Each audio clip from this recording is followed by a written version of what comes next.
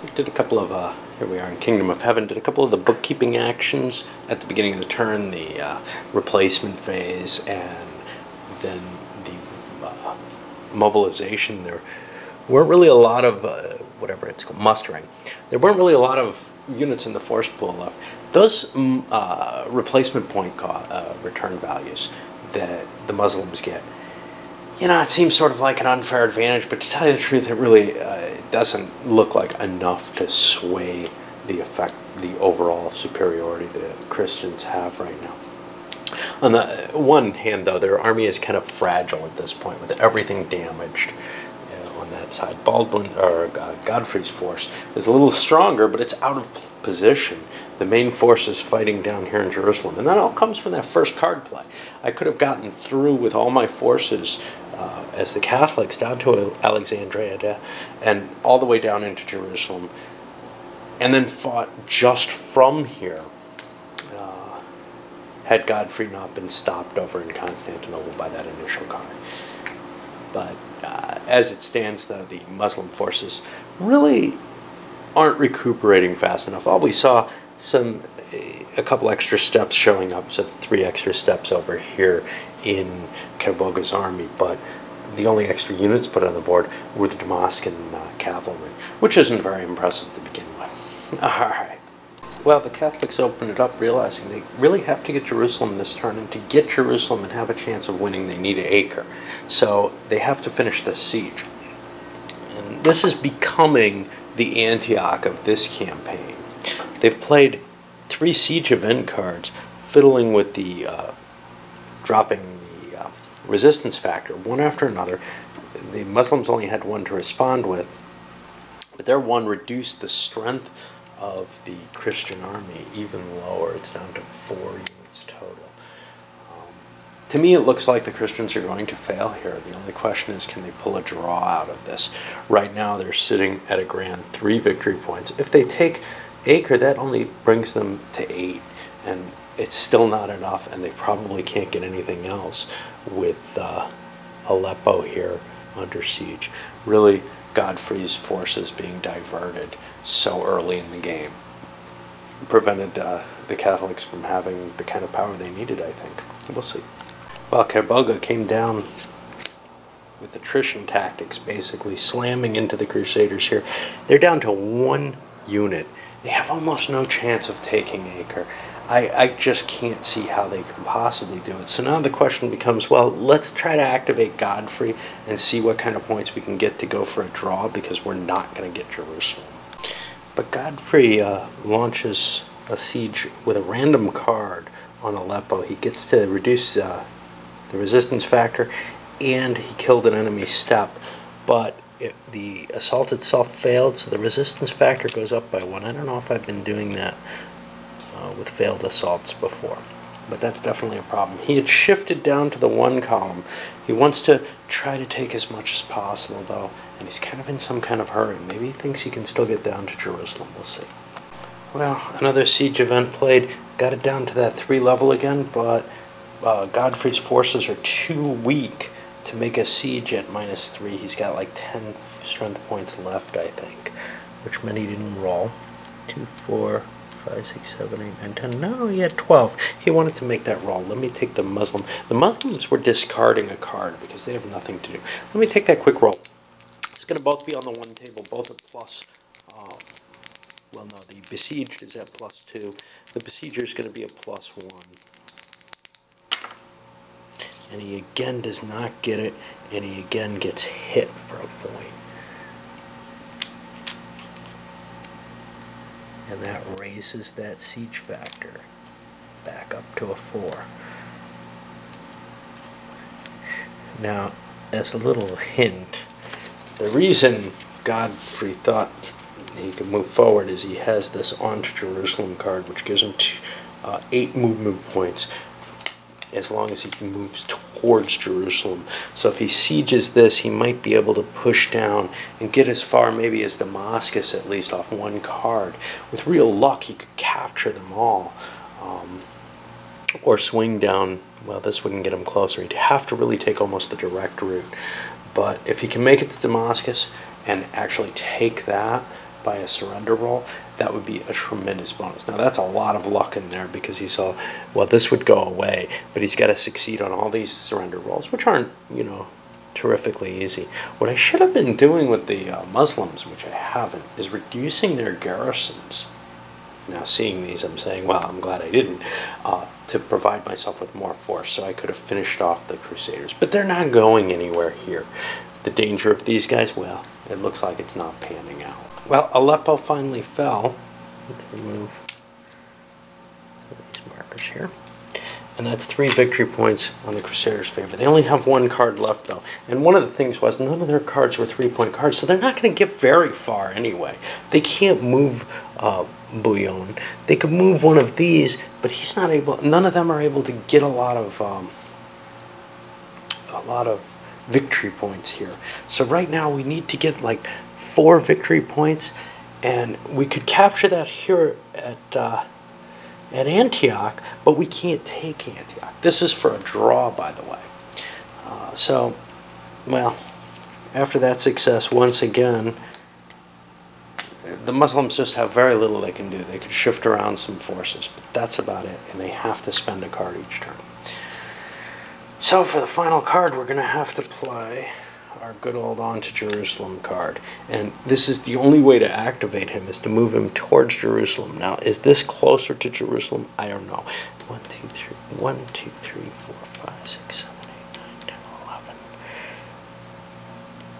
See, these aren't, he's not going to be able to make it to Antioch with that. So it's not going to be that much closer. Let's see this one. Now, this is the route he has to take. And he's going to go through and he's going to try to call for their surrender, I guess. He's got 8 movement points. If he's lucky, he'll get as far as Damascus. I don't think it's likely to happen. And even if he does, that's not enough to win him anything. He's still not going to be any closer. He's still not going to have that 10 points for a neutral. But it's the only thing that even allows him to move. So this one, well, our resistance factor is a base of 3, but we only have 4 units with us, so that raises it to a 5. Leadership means he gets a +1 on the die roll. Okay, he's not getting it there, so he bypasses that. This one, and he's got a penalty, means he's got to roll a 6 to get it. And that doesn't happen either. And now even when he makes it to Damascus, it's not going to help him. 2, that's 3, 4. Well, that's my, no, I can't do that, can I? 4, 5. I've got a 4-point attrition here. I can call for Damascus to surrender, but Damascus is actually at 4, 5, 6. I'd have to roll. Hold on. Why were these so high? 3, 4. This one, I don't remember what I rolled. This one should have been. Oh, because of the, yeah. So, yeah, he can't do it because of the lack of troops that he has. So all he can do is kind of establish a siege of Damascus. That's the end of the game. The Muslims have one last card left. They were holding a storm to prevent an assault from happening. Let's think about this a little bit. You know, it's still an interesting little game, even with this learning scenario. Let's see what some of the other scenarios are like in comparison. That'll be this book here. So this one was a 3-turn scenario. My suspicion is the others will be longer. So this one's 6 turns, 7 turns. Yeah, it looks like the others are all longer scenarios, allowing more of a development. No, it's kind of funny, 6 turns. So what's kind of funny about this one is, in a lot of ways, the First Crusade was this dramatic, impulsive event. And this game doesn't try to capture that as much. What this game is designed to capture is the later Crusades, and actually the prequel to those Crusades, where some Muslim attack maybe takes out a fortress or takes Jerusalem or whatever. The Pope calls a crusade, troops come in. and we're in a situation where there's kind of this political interest and intrigue going on between the different little states there, where one side might be fighting on the other, you know, on a side not necessarily aligned with its religion, right? So, but even so, even though that this isn't what it's designed for, I think it actually captures it kind of nicely in a kind of very much lighter way than, say, Crusades or probably Onward Christian Soldiers will. It's just the focus of the game is more on the politics and the broader maneuvering in those later Crusades. And this one doesn't have so much of that. Certainly a game like Crusades does kind of capture that freewheeling situation. Crusaders can't attack one another in it, but they can pursue their own goals. In this, the Crusader player has a single set of goals, which he can figure out how to do. Now, if you look at the historical advances made by the Crusaders, it's a little questionable. One thing that they did manage to do was grab things like Edessa that, you know, padded their victory points so they weren't going to lose. What we saw here was a loss, actually, because the Crusaders, well, really because they lost Antioch. If they had Antioch and hadn't, you know, not been there when it got attacked, they would have been in very good shape. Stripping garrisons, an interesting concept, but once you do it, you weaken the forts and they're easier for an enemy to capture. So, you know, it's kind of this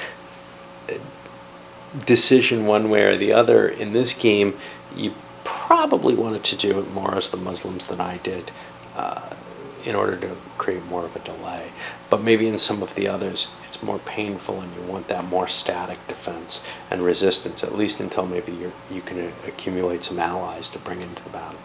Anyway, I had a fun time with this one, and I think the system overall, from this limited perspective that I've got from this one, is going to work pretty well.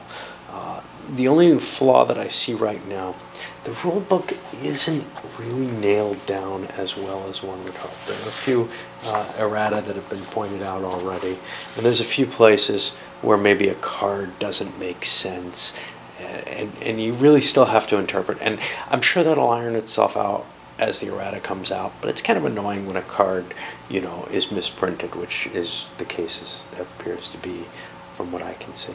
Anyway, I'm not at all unhappy with purchasing this. It provides a different level of view of the Crusades than I think either of my other two games have.